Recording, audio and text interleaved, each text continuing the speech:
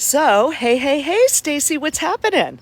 Hi, everybody. Are we live on Facebook? We are. And did we do a script or anything? We did not. So we are just going for it. We just had an incredible meeting at Thyme in the Ranch. So if you've never been, Thyme in the Ranch in Rancho Santa Fe is one of the most amazing places to grab a bite, coffee, lunch, whatever floats your boat. Or dessert. Or dessert, too, as well. Yes. And they're part of the... Lolo. Exactly. So we're super excited to support them. Yes. They're supporting, we're supporting local businesses. And this month, all of our clients received their Lolo gift. That's all that is so cool. Yeah. So incredible. Super neat to be part of all these amazing organizations, and super stoked to be here with you, MaryBeth. And tell me a little bit about what you do for Coldwell Banker West and all of our companies. Exactly. All right. So I am here in business development, and I love to help people grow their businesses, from real estate to escrow, you name it. This is what I do, and it is my passion. So I'm very excited to be here and help everybody in any way that I can, support them, grow their business, just help them along the way. It's my passion, and I love it. Awesome. Yeah. And what did you do before this? So I was an escrow officer for over 20 years. Nice. And then I was a salesperson for escrow for a few years. Then I managed several escrow officers, which was really fun. And then I had a sales team to just focus solely on escrow from LA all the way to San Diego. And that was really great too. So one of the things that always happens, especially with a first-time buyer or an out-of-state buyer, is they don't know what that word escrow even means. Correct. So do you want to explain a little bit about that unique word? Yes, because escrow is very interesting in that the fact that in Southern California, it's pretty much different than anywhere else in the world. There's a couple other states that do escrow, but it's pretty unique in itself. But basically, escrow is a third neutral party that holds all the documents and all of the funds. And we make sure everybody's in agreement, does what they're supposed to do before we actually close the transaction. So when the buyer and the seller, we don't take sides.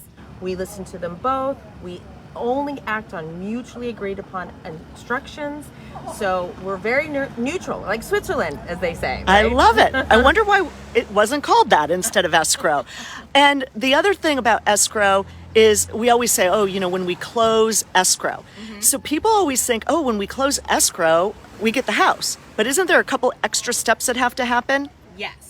And first of all, it's all about how you've negotiated your transaction before you even get to escrow. There is a place in the contract where you talk about possession of the property. Is it at close of escrow? Is it 3 days after escrow? So remember, those things are negotiated beforehand. And then once the escrow actually closes, which means that the actual grant deed has been recorded, and now it is in the name of the buyer. But whatever you put in your contract is how people are going to get to have their house. Okay. Some people put close of escrow, some people put a few days after close of escrow to give the sellers time to move out. It's case by case, and it is negotiable. I always think it's interesting because step one is the money gets wired to escrow. So all of a sudden the client's like, oh my gosh, all my money's at escrow. Yeah, but you don't own the house yet.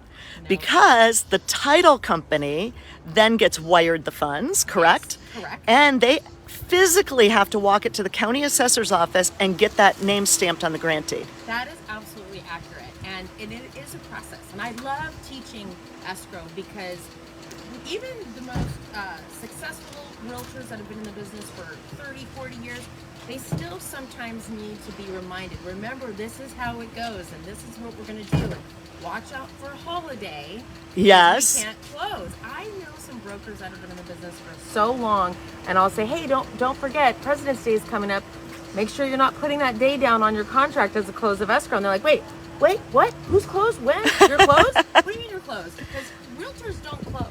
Right, we're open 24/7. Rain, sleet, snow, you can't keep us away. So the other thing that's been a really, really big issue over the last several years, and even more so now, is wire fraud. Yes. So talk a little bit about wire fraud. So wire fraud is very scary. And the biggest way that the fraudsters are getting to us is through email. they hack emails, or they look up escrow officers online to get their information, and they'll create an email account where they might just put the dot in a different place, but they'll use the escrow officer's name, or they'll add one letter or take out one letter, and they'll create an email, and they'll cut and paste the escrow officer's, signature line, and they'll email the buyer and or the buyer's agent and say, "Hi, it's your escrow officer. We're so excited. Attached are our wiring instructions. Please send us your deposit." And we say, we don't do that. Correct. Escrow companies do not email wiring instructions. Exactly. Ever. So we have strict policies in place to help avoid that. And then we share, as soon as we see something like that, we share it with all of our realtors so that they know, look, this just happened again. My name is Stacy.Pulowski@rocksynergies.com. And they might just do Stacy Pulowski. They'll steal my name. Yep. And they'll use it, and not everybody notices that. So is it a phone verification as well? Yes. And then it's encrypted? We do phone verifications and we encrypt the wiring instructions. Right. We always talk to everybody, though. You have to pick up the phone, and when you are working with a client, it's good to know if the agent doesn't want you to contact them or ever speak to them. That's a red flag. Why can't I talk to them? Oh, that's scary. And it happens. Right? No, you don't need to talk to my client. You just do everything through me. Wow. No, we have to talk to the actual buyer and the seller and actually speak to them. And we like to call them, not them call us. Right. So we're verifying everything and being very sure of what we're doing. Yeah, we always say to all of our clients, we will never ask you for money, ever, ever, ever. Mm-hmm. So if ever you get an email from us asking for money, call us, because we did not ask for that money. Like, correct. Somebody's trying to commit fraud. It's awareness. Yep. And it's people like you and other educated realtors that we need all of us to be working together as a team to prevent any of wire fraud to happen. Exactly. It is scary. Yeah. Well, I want to say we had the pleasure of using California Preferred Escrow recently, and Martha drove to Valley Center from South Bay, met with our clients who were the sellers, and they were so impressed that she sat with them. She went through all of the documents with them, every page, I was told, and made sure that they really felt comfortable about the entire process. So I really had a very joyful experience, as did our clients. Wonderful. And I love hearing that, because you guys work a lot on referrals, and every part of your team in your process of listing or selling a house, your team is just as important as you are, because if your team isn't strong and doing things for you and your clients, how are you going to get your next referral, right? Right. You want everyone to have a really good experience, and that's very important to me as well, to make sure I'm a part of that. Well, I appreciate getting to know you more today, and your enthusiasm and all your support that you give to all of us at Coldwell Banker West. We're super, super excited to have you. That's awesome. I'm pleased to be here, and thanks. I've had such a great time today. Awesome. Yeah. All right, cool.